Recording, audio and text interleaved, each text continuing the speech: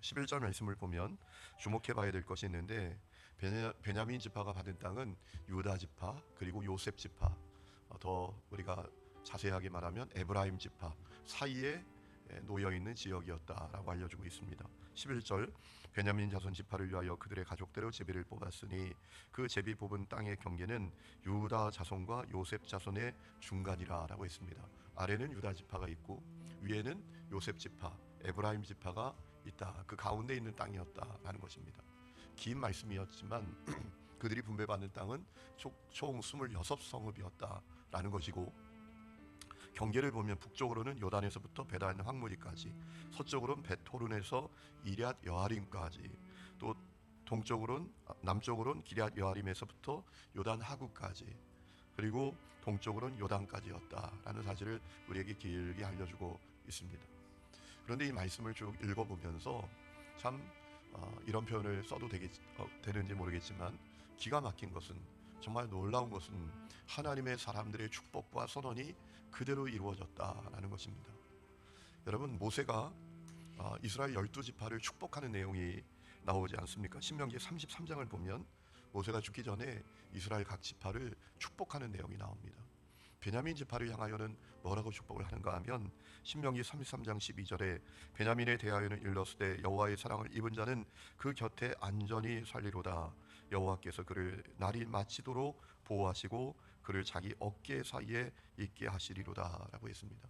두 가지 주목해 봐야 될 말씀이 있는데, 하나님 곁에 살게 하신다, 그리고 또 그를 자기 어깨 사이에, 하나님 어깨 사이에 있게 하신다 라고 했습니다.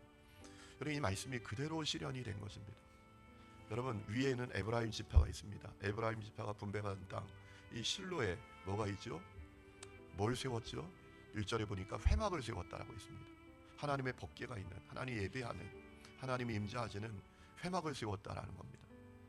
여러분, 솔로몬 때 남쪽 유다 지파 예루살렘에는 뭐가 세워지죠? 성전이 세워지지 않습니까? 참 놀랍지 않습니까? 그러니까 이 베냐민 지파는 하나님 곁에 살게 되었습니다. 그리고 하나님 어깨 사이에 있게 되었습니다. 위로는 실로가 있고 아래에는 예루살렘이 있었단 말이에요. 참 저는 이 말씀을 묵상하면서 뭐라 그럴까요? 전율이 느껴질 정도였습니다. 야, 하나님의 말씀은 틀림없이 이루어지는구나. 하나님의 사람이 축복한 그 내용을 하나님이 그대로 책임져 주시는구나 라는 사실을 보게 됩니다. 여러분, 사람이 한 게 아닙니다. 사람이 실로에 해막을 세운 것 같지만 사람이 세운 것이 아니고, 예루살렘에 하나님의 성전이 세워졌지만 그것이 사람이 세운 것 같지만 사람이 세운 것이 아니다라는 겁니다. 하나님이 그렇게 다 하신 거예요. 하나님이 하나님의 계획대로 하시는 건데, 그 계획의 출발이 무엇입니까? 하나님의 사람의 축복의 선언대로 이루어지게 해주셨다라는 거예요. 그뿐만 아니라 이 베냐민 지파를 생각해 보면 이 하나님의 사람의 선언이 또 그대로 이루어진 것을 또 하나 살펴볼 수 있는데, 야곱의 선언입니다. 여러분, 야곱이 죽기 전에 자기 아들들을 축복하지 않습니까? 여러분, 창세기 49장에 보니까 49장에 쭉 읽어보면 야곱이 자기 아들들을 향하여 참으로 예언적인 축복의 선언을 하는데, 이 베냐민을 향해서는 뭐라고 했나요?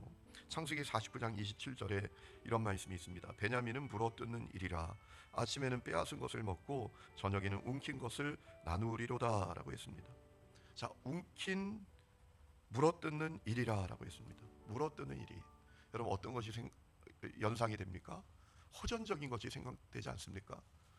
여러분이 실제로 이 베냐민 지파는 상당히 호전적인 그런 그 사람들이 되었습니다. 그 이유가 있죠. 지리적으로 그렇습니다. 강대한 지파, 유다 지파, 또 요셉 지파 사이에 있으니까 자연스레 이들이 공격적이 되는 거예요. 여러분, 우리나라 민족이 평화로운 것 같지만 상당히 호전적이잖아요. 여러분, 요즘 제가 이렇게 지내다 보면 사람들을 만나면 다 싸움닭 같아요. 너 한번 나 건드려봐. 요즘만 그런 게 아닙니다. 여러분, 우리 민족이 보통 민족이 아닙니다. 왜 그렇죠? 이 열강들 사이에 끼어 있지 않습니까? 위로는 중국, 태평양 건넌 미국, 아래로는 일본. 이 사이에 우리가 에워싸 있으니까 자연스럽게 뭐라 그럴까요? 강한 민족이 되는 겁니다. 특별히 이 베냐민 지파가 있는 지역은 가나안 땅 남북을 가로지르는 이 교통의 요충지입니다. 아주 남북으로 오가는 길이 있는 지역입니다. 그러다 보니까 이들이 호전적인 그런 족속이 될 수밖에 없다라는 거예요. 참 놀라운 사실은 이 야곱의 예언적인 선언이 그대로 이루어졌다라는 거예요. 이것이 핵심이에요. 여러분, 그렇기 때문에 우리가 믿음의 길을 걸으면서 말을 잘해야 합니다. 축복하는 사람이 되어야 합니다. 말을 할 때 축복하는 말, 선한 말, 복된 말, 긍정적인 말을 해야 합니다. 여러분, 하나님이 말대로 하십니다. 말대로 이루어지게 하십니다. 모세의 축복, 야곱의 그 선언을 그대로 다 이루어지게 해주시지 않습니까? 말이 참 중요합니다. 사도 야고보는 뭐라고 말합니까? 말이 우리 사람의 인생의 수레바퀴를 불태울 수 있다라고 했습니다. 또 잠언 18장 21절 말씀 보면 죽고 사는 것이 혀의 권세에 달려있다라고 했습니다. 혀 때문에, 말 때문에 죽기도 하고 살기도 한다라고 했습니다. 똑같은 말이라도 살리는 말이 있는가 하면 죽이는 말이 있다라고 했습니다. 잠언 12장 18절에 칼로 찌른같이 함부로 말하는 자가 있거니와 지혜로운 자의 혀는 양약과 같으니라 라고 했습니다. 어떤 말은 사람의 마음에 상처기를 내고요, 참으로 어려운 마음을 줍니다. 그런데 어떤 사람의 말은 살립니다. 병들었을 때 살리는 양약과 같아요. 저도 사역을 하면서 그런 생각을 할 때가 많아요.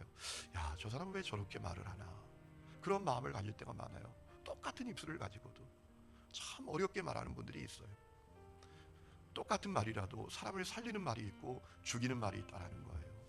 마음에 난도질을 하는 말이 있고 그 마음을 싸매는 말이 있다라는 것이지요.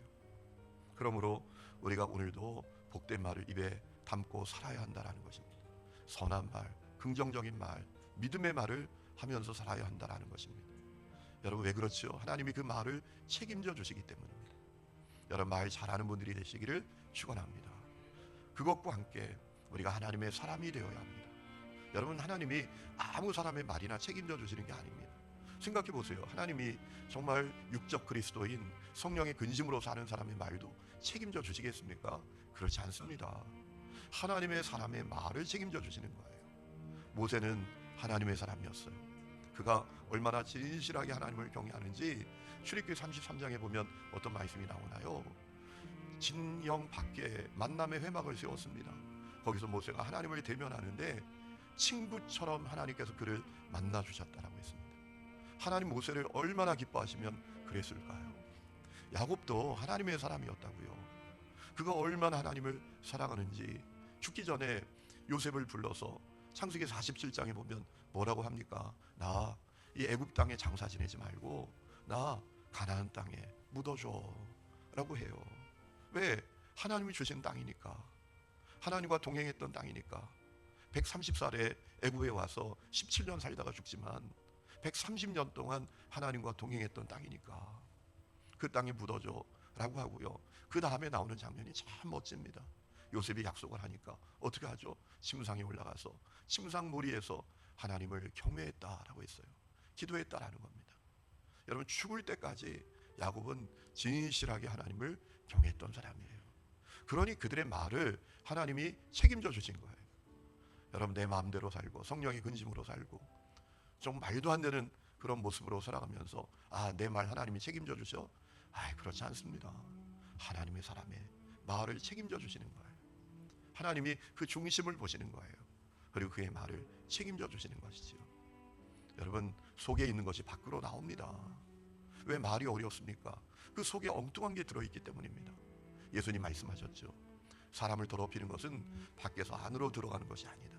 안에 있는 것이, 나온 것이 사람을 더럽게 한다 라고 했습니다. 여러분, 오늘도 하나님의 사람으로 사시면서, 평생 하나님의 사람으로 살면서 참으로 복된 말을 통해서 하나님의 역사를 이루어가는 분들이 되시기를 주의 이름으로 축원합니다.